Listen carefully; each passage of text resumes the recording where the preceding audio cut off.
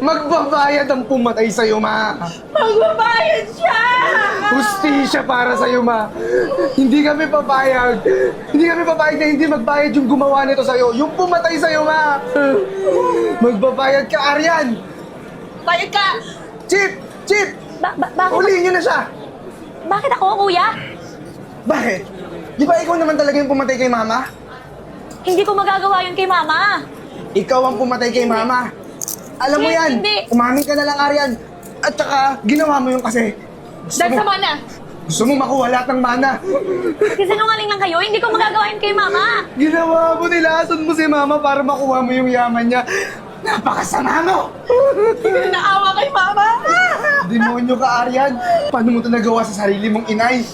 Para lang makuha yung yaman? Ganun ka kagarapal! Mabubulok ka sa kulungan niya sa ginawa mo kay mama!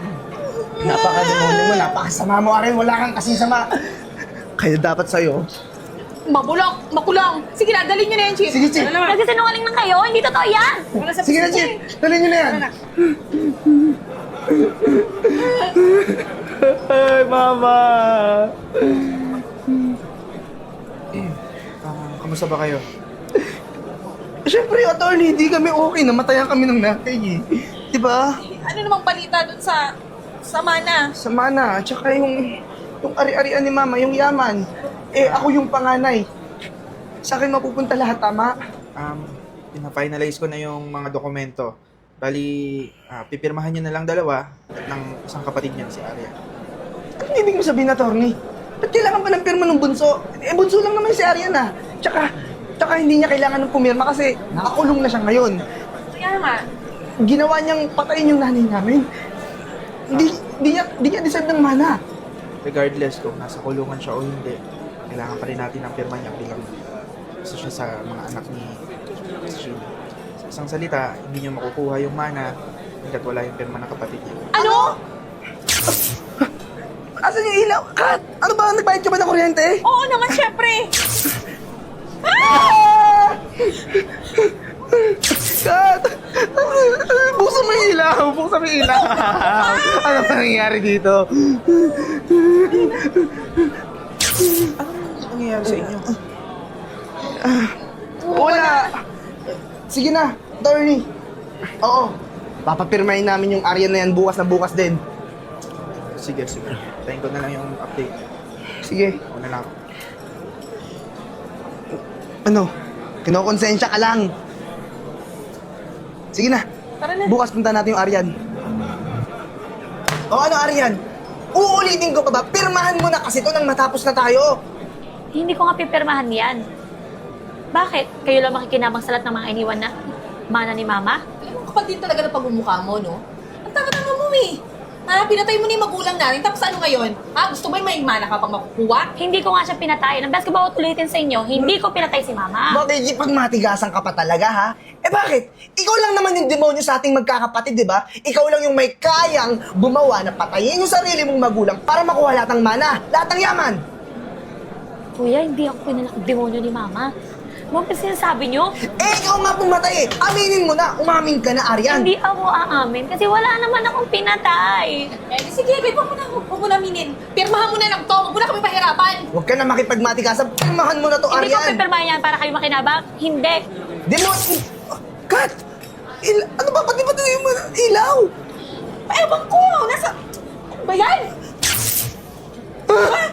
Ma! Ma? Aryan!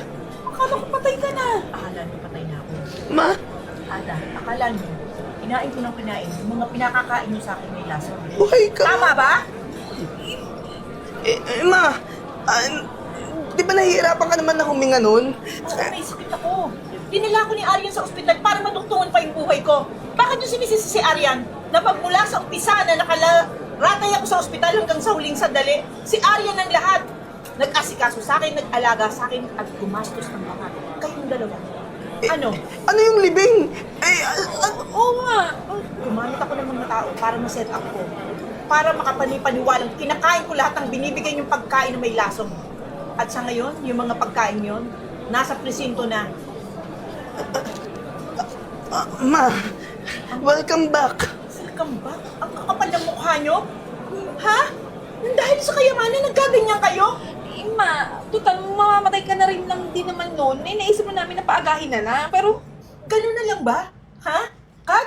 Pag mamamatay na yung tao, mamamatay na yung magulang mo, Papaagahin? papaagahin mo yung pagkamatay. Dahil ano, nahihirapan kayo? Hindi naman kayo nahihirapan ha.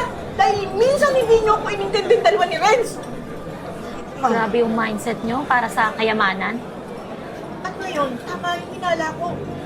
Tama na mga galit kayo. Dahil sa kayamanan, pati yung kapatid nyo narito ngayon sa kulungan. Dahil sa kasamaan ng pag-uugali yung dalawa. Anong gusto nyo sabihin ko ngayon? Ma, Ha? sorry po. Sorry po. Hindi mabubura ng sorry yung ginawa niyong kasalanan kay mama. Pati na din sa akin.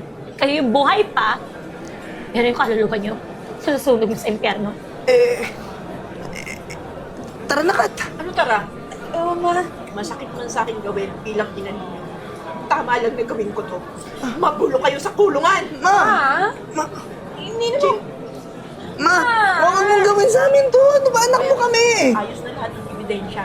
At wala na kayong lugar para tumakas pa. Ma, anak mo kami. Maawa ka sa amin. Ma! Ma, buti naman napadalaw kayo dito. Alam namin hindi mo kami matitiis kasi mahal mo kami, di ba? Anak mo kami. Inatras niyo na yung kaso? Makakalabas na ba kami? Bukas, alam ko, ma. Di ba? Bukas, talalayan na kami dito kasi di mo kami matitiis. Pumunta lang kami ni Arian dito para ipaalam sa inyo na naayos na ni attorney lahat ng kaso. Bukod sa mabubulo kayo dito sa kulungan, Ma? naayos ko na rin yung last will and testament ko na kahit 5 duling, wala kayong makukuha para sa akin. Ma, hindi ba pwedeng patawarin mo na lang kami? Oo nga. Nakasanayan na lagi na ang magulang hindi nakakatiis sa anak. Pero this time, kailangan tiisin ko kayo. Dahil bukod sa nagwalang hiya kayo sa akin, na sarili niyong ina, ganun din ang ginawa niyo sa kapatid niyo. Anong klaseng mga tao kayo? Arian, sorry na. Kausapin mo naman si mama ko. Ma, ikaw lang naman pag ano kay mama na palayain yung binito. Ayoko na dito, ma. Alam niyo, masyado kayong mahal ni mama. Alam mo bakit? Kasi gusto niya matuto kayo ng leksyon. Kaya, kailangan niyong pagbayaran lahat ng kasalanan niyo dito. Sorry, Arian. Ma, sorry na rin. Ayoko na dito lagi akong binubugbog. Kasi na naman dito, At bago kami umalis ni Arian, gusto kong itatak sa utak mo. Pinagsisihan kong isinilang ko kayo. Ma. Pinagsisihan kong inilaban ko yung buhay ko para mabuhay kayo. Mga wala kayong kwenta. Ma, huwag niyo kami iwan dito. Ma, Tara na, Arian. nagsisi na kami, ma. Arian!